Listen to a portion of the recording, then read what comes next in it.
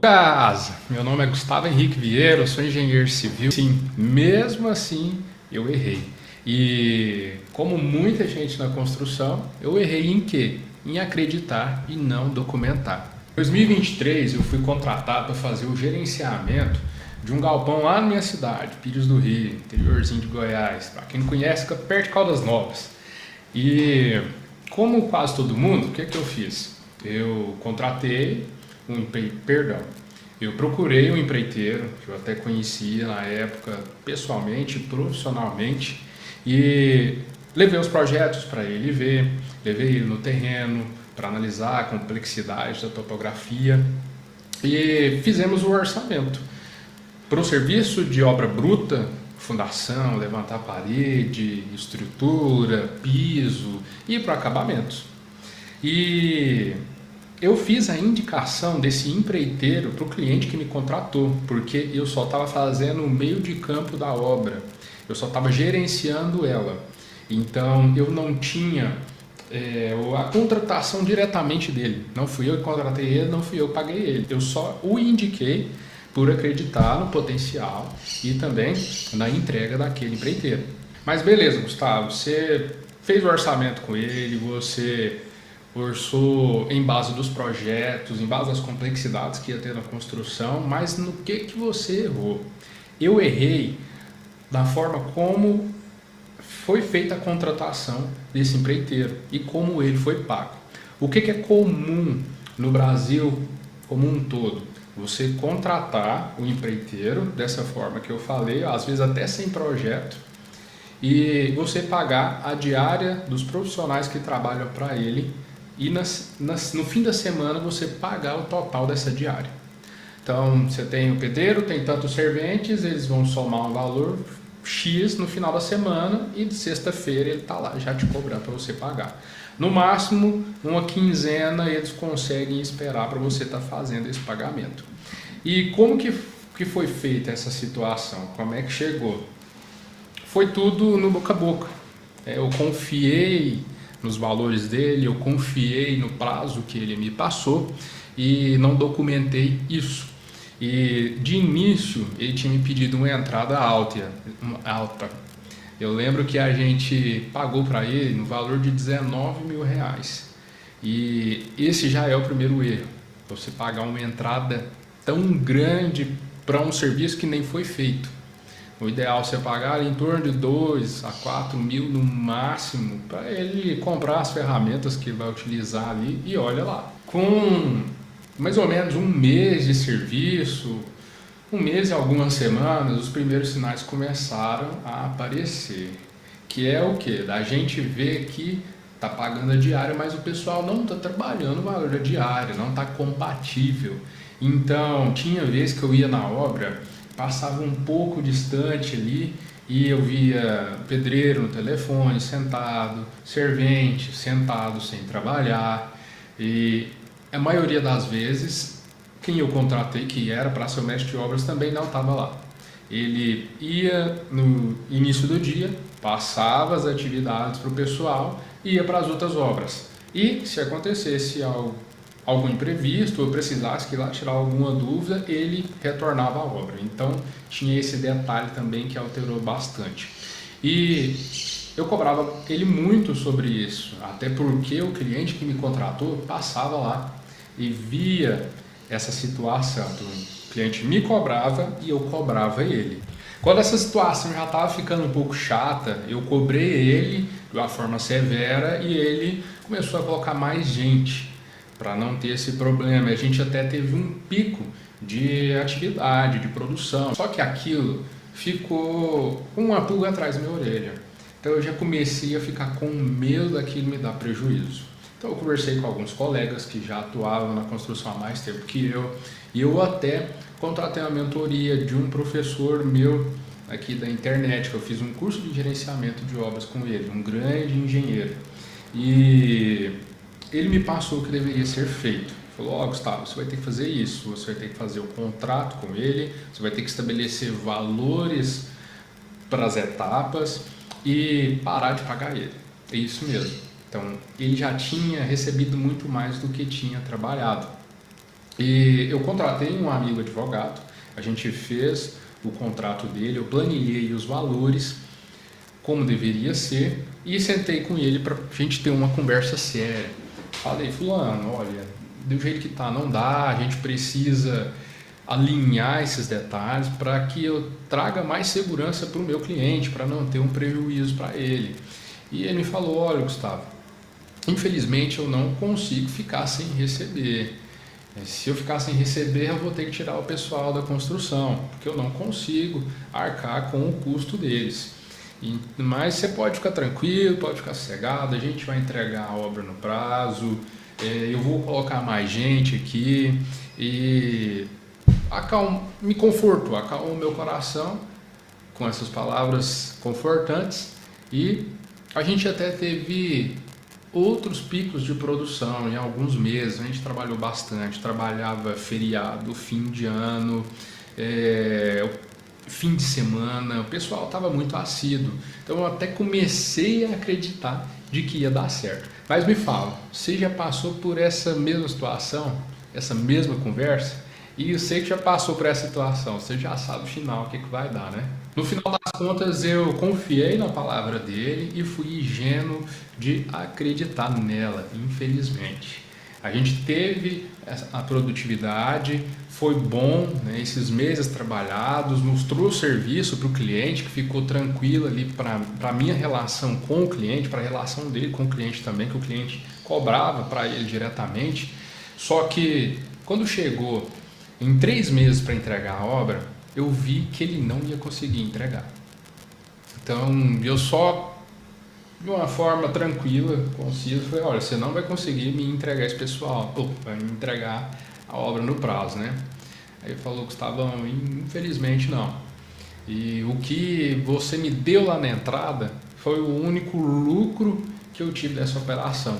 Hoje eu nem recebo dessa obra, eu só recebo para pagar a minha equipe. Então eu já imaginei que ele não ia focar lá, porque a partir do momento que ele não recebe mais dinheiro ali, a matemática não bate para ele, ele não vai priorizar minha obra, ele vai fazer o quê? Vai priorizar outras obras na qual ele vai receber, de qual está entrando dinheiro no bolso dele. Então ele acaba jogando a obra para escanteio, e o que acontece, a maior parte do Brasil é essa. Então ele recebeu mais do que deveria ter recebido e não estava recebendo no bolso dele. Então, 2 agravantes aí para a minha situação. E o que eu fiz? Eu briguei com ele, falei que ia pôr na justiça, uma coisa assim, não. Eu assumi a responsabilidade. Na época eu estava construindo uma casa, padrão Minha Casa Minha Vida, para vender. E nela eu já não cometi o mesmo erro. Eu já fiquei com o pé atrás, alinhei todos os detalhes ali com a equipe que eu contratei, no caso eu que estava pagando, então eu tinha um argumento maior ali, tinha um argumento de peso com esse pessoal que se não fosse do meu jeito, eu não pagava ele, simples assim. Já com o outro pessoal acabava que tinha essa certa flexibilidade, apesar de que eu poderia ter intervido em todo esse processo. Só que por ser bonzinho demais, por querer ajudar, né, eu acabei me lascando. Então, assim que eu terminei essa obra minha, eu falei para ele, falei, olha, segura as pontas aqui só até essa quinzena para a gente acertar e vamos fazer o seguinte, eu vou tomar conta daqui para frente, você foca nas suas obras, foca no que você está fazendo aí e deixa que eu tomo conta aqui, mas eu vou te procurando para tirar alguma dúvida ou outra, beleza? Então, fechou, tá tranquilo. E foi passando o tempo, acabou a obra, eu coloquei a minha equipe toda lá, foi sofrido, foi uma época muito desgastante, muito sofrida, porque era 3 meses para entregar, mas tinha muita coisinha para fazer. E foi bem desgastante, a gente trabalhou fim de semana, trabalhou sábado, trabalhou feriado, trabalhou à noite, fiz turno à noite, então foi bem pesado nessa fase. Eu até trabalhei de servente quando precisou ali no comecinho, porque não tinha mão de obra, não conhecia tanta gente assim, mas aí eu fui trazendo mais gente, fui conhecendo mais pessoal e, como dito, foi muito desgastante, porque a gente teve que trabalhar esse prazo todo para eu conseguir entregar no prazo e ainda corrigir o que tinha daqueles probleminhas que você vai construindo e o cara fala, não, vamos deixar que a gente faz isso aqui depois. Esse trem é a maior besteira que tem, esse depois aí nunca acontece. Então eu fiquei a maior parte do tempo fazendo correção do que terminando o que eu deveria terminar de fato.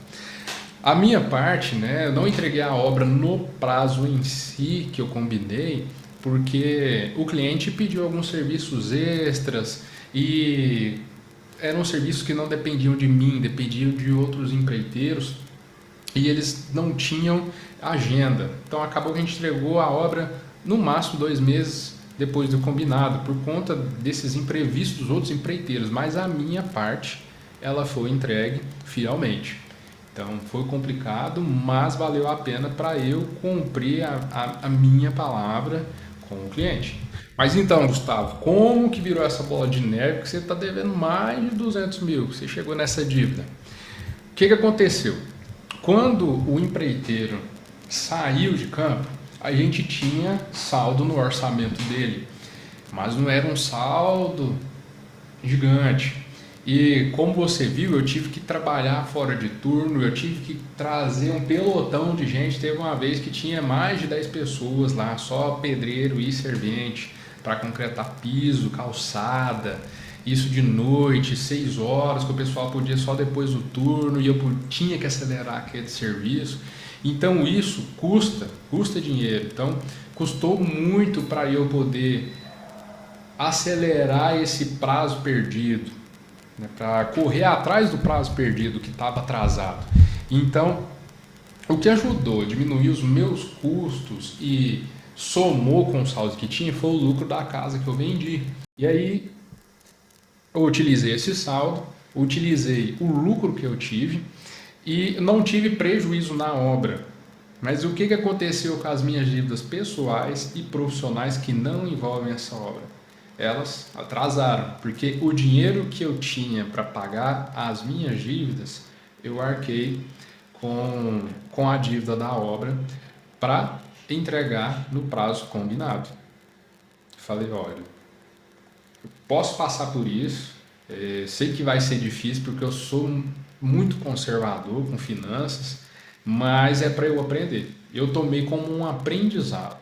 Falei, você vai aprender na marra, você não escutou seus conhecidos, você não escutou, você pagou, que eu paguei, foi uma mentoria, né? Então eu paguei para mim corrigir o problema, não piorar, então eu paguei para errar. Então foi um aprendizado gigante, mas isso me custou muito, não foi só o dinheiro que me custou. Eu tive picos de estresse, meu bigode, quando eu fico muito estressado, ele começa a cair, me dá falha no bigode, falha bem aqui assim, ó. Então meu bigode caía, eu tive insônia, eu acordava 3 horas da manhã, pensando, preocupado com a entrega, preocupado em contratar serviço, preocupado com o cliente. Teve um dia que eu fui lavar vasilha, acordei e eu não queria, não tinha nada para fazer, né? Eu falei, vou lavar vasilha, minha mulher ainda acordou assustada. Outro detalhe, minha vida conjugal virou um caos, que eu só vivia estressado, descontava na minha mulher o tempo inteiro. Me isolei socialmente, eu não queria ficar saindo. Um amigo ou outro que a gente tem para poder desabafar, contar os problemas, é que eu via ali no dia a dia. E o pior de tudo, eu voltei a beber. Eu tinha mais de anos sem beber.